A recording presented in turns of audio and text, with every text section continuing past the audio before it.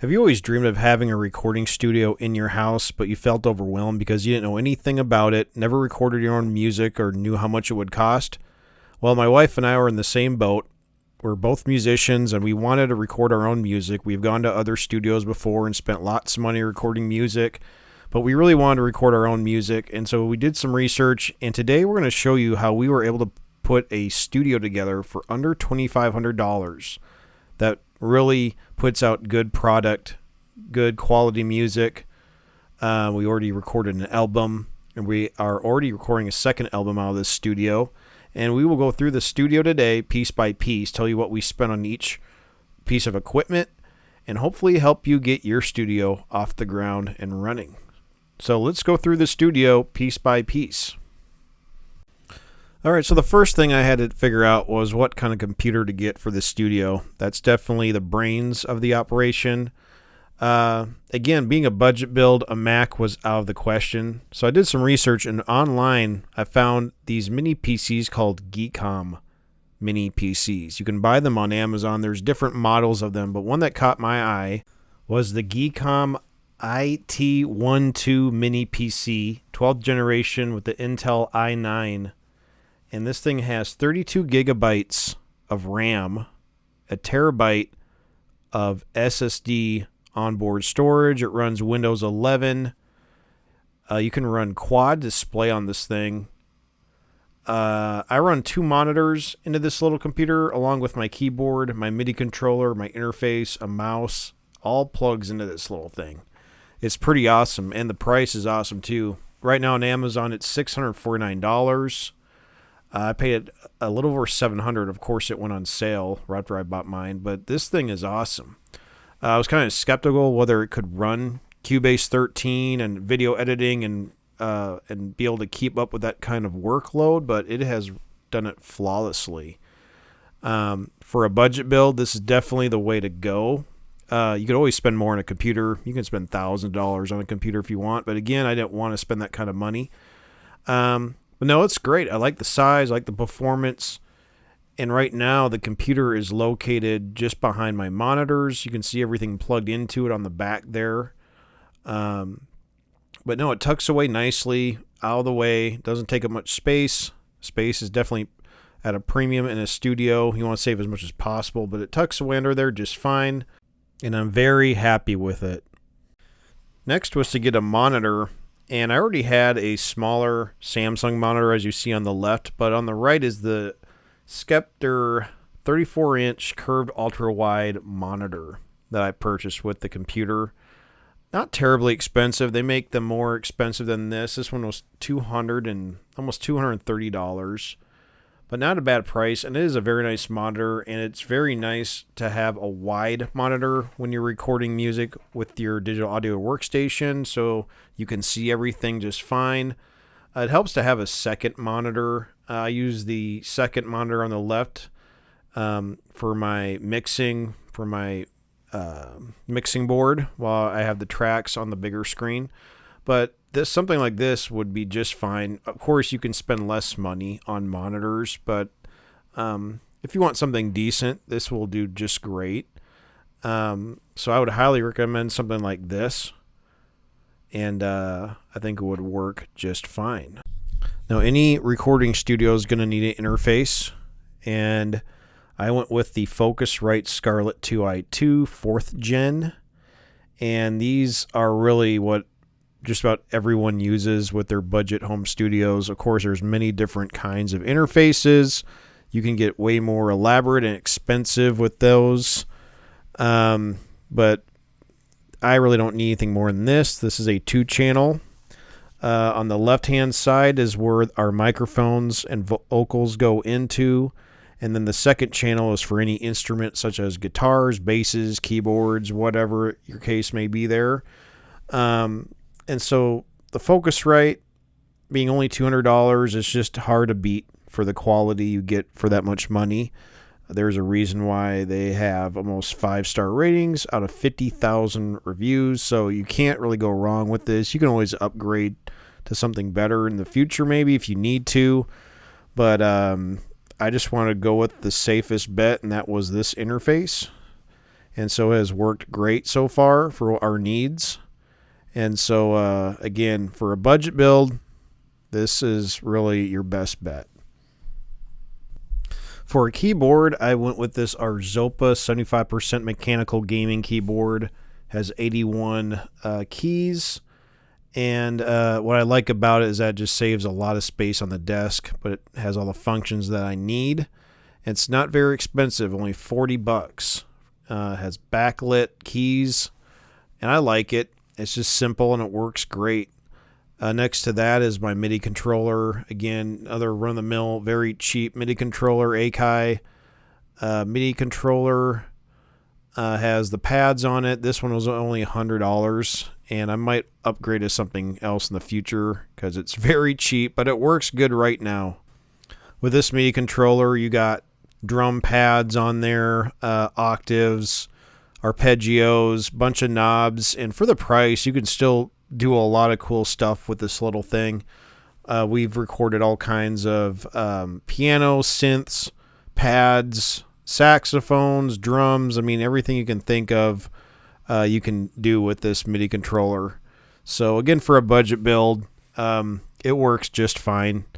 And again, like I said, if you ever need to upgrade, that's not a big deal. All right, let's talk monitors. I went with, again, a very cheap product. I went with the M Audio BX3 3.5-inch studio monitors. These were only $100 for the pair. And again, way better monitors out there, I know, and I might upgrade to something better in the future. But right now, I do most of my mixing with headphones, but it's nice to be able to listen to your mixes through monitors, of course.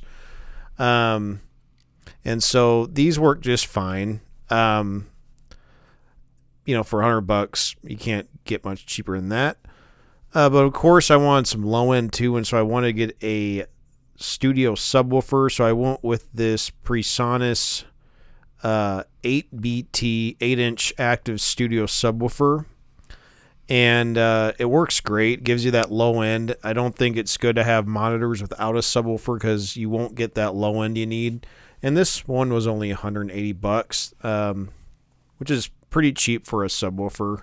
And so, altogether, I only spent $380 on monitors. So, again, budget build, but it works. Okay, speaking of headphones, I have two One Audio A70 over-ear headphones. I run a splitter from the interface over to a set for me for mixing, and then I run another long line all the way over to the other side of the studio to the microphone so my wife can use her pair. And, these aren't very expensive. These were $45 a piece, but they work great. I know you can get way more expensive headphones. I looked into Sony mixing headphones and some, pretty spendy ones, but I just couldn't justify the money right now, so I just went with these, and they work just fine. But I would always suggest, if you're doing a studio, get at least two pairs of headphones for you doing a mix, and then maybe whoever your client is or whoever is working in the studio, it's nice to have another pair so you don't have to keep taking yours off and sharing them back and forth. So yeah, that's what I went with for headphones. Now let's talk about microphones. All right, microphones are a very important aspect of any studio. I went with a Audio-Technica AT2020 condenser microphone. I put it on a boom stand. This is the one we primarily use for vocals, and I like it a lot, not just because of the price. It was only $100, but it does sound really good. It has a lot brighter sound than our other microphone that we have that's about twice as much the money, but this is a good microphone. You could spend thousands of dollars in microphones if you really wanted to, and they don't all sound the same. They all sound different. So that's why I would suggest buying a cheaper microphone and then one a little bit more expensive microphone just to hear the difference and choose which one you like more for your application. Again, this one we like a lot. It matches my wife's vocals really well, and so we've been using it a lot. But it's good to try around and see what you like. But this is a good microphone if you're going for a budget build. For $100, it does sound really good, and that's what I'm recording on right now is on this microphone. So it does sound pretty good. And let's check out our other microphone we have here. The other microphone we have is a Rode NT1 5th generation condenser mic on a nice little fancy stand. The stand costs like $70 with that little soundproof foam in front of it. But this one was about $245 more expensive of a microphone. Rode makes pretty good microphone audio products. I have some of their wireless mics. And good microphone. It has a very rich, deep tone to it that also sounds very good. We just haven't used it as much. I actually kind of like, as crazy it sounds, I like the Audio Technica almost better because I like the brighter sound, but that's just a preference. Microphones really, they all sound different. And like I said, I think I wanted to try this one first, and then I got the Audio Technica just to see what the difference was. And sure enough, there is a difference. And it just really, again, comes down to what you prefer. But for a budget studio, I would definitely try a bunch of mics if you can afford it. If you can't, just go with what you think is the best. Do your research. And I did mine, and I think I'll stick with the 2 microphones I have for a while, unless I want to get more elaborate with what I'm doing. But right now, I'm pretty pleased with the microphones I have. But just do your research, because microphones are important for recording music, media, podcasting. But technology's come such a long way that I'm pretty confident and sure that you'll find something that works. So those are the 2 microphones we have. Now, lastly, we're going to talk about digital audio workstations. I mentioned before that I run Cubase 13. I didn't know which digital audio workstation to get, but I'm very happy with Cubase. I spent about $300 some odd for their software, and I did not want to skimp out on the software. I felt like, for the money, I want to get something that's quality, that's good, that's easy to use. I've heard of Reaper and Pro Tools and all kinds of other digital audio workstations. My buddy said, you got to try Cubase. It's so easy to use, and I'm really glad I did, because it is very easy to use. I did not ever record my own music before October of last year, and now I've already recorded an album on my second one. And yes, I've had to watch a lot of YouTube videos and do a lot of research on how to do some of the things on Cubase, and it's a very in-depth program, and there's a lot more for me to learn. But I would not skimp out on a good digital audio workstation, but there are some free demo trials out there that you can at least try before you buy.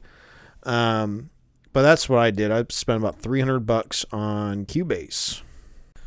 Now, I'm not going to mention things like amplifiers and guitars in this budget build, because I already own some of that equipment. But I'm going to show you what I do here anyways. I have a Roland Cube amp here that I run all my guitars and basses through, and then I line out from the amplifier to the Focusrite interface. So I run my guitars through that amplifier.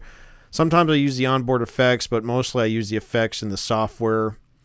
Here's a couple of my guitars. We have acoustics, electrics, we got a bass. We have this cheap Squier guitar that I actually use quite a bit. We got a Gibson Sonex from the early 80s. That sounds great. Has some of that Les Paul sound to it. Have an Ibanez MM1 Mike Mashock signature baritone. I actually have 2 of these, and they sound fantastic. And then, of course, you need a bass guitar, so we got this Schecter Diamond Series bass I've had forever. So those are the guitars we have in the studio. Well, anyways, that's a little tour of our studio. Thanks for checking it out. Again, for under $2,300, you can put together a pretty nice studio. And if you guys have any questions about this, please feel free to comment. Or if you have any good advice or input, please let us know. Again, I didn't include any pricing in the sound deadening. You can see some of the foam on the walls, some of the sound panels that we did, and some of the decorative paneling on the walls and lighting. Of course, you don't need that stuff to get started, but that's just something that I started to put in the room to kind of make it sound better. And you definitely want to make your room sound as good as possible. But anyways, I will put links below for each of these products and even some links to the music that we've recorded in this studio so you can get a feeling for what you can accomplish with a home budget studio. Thanks, guys.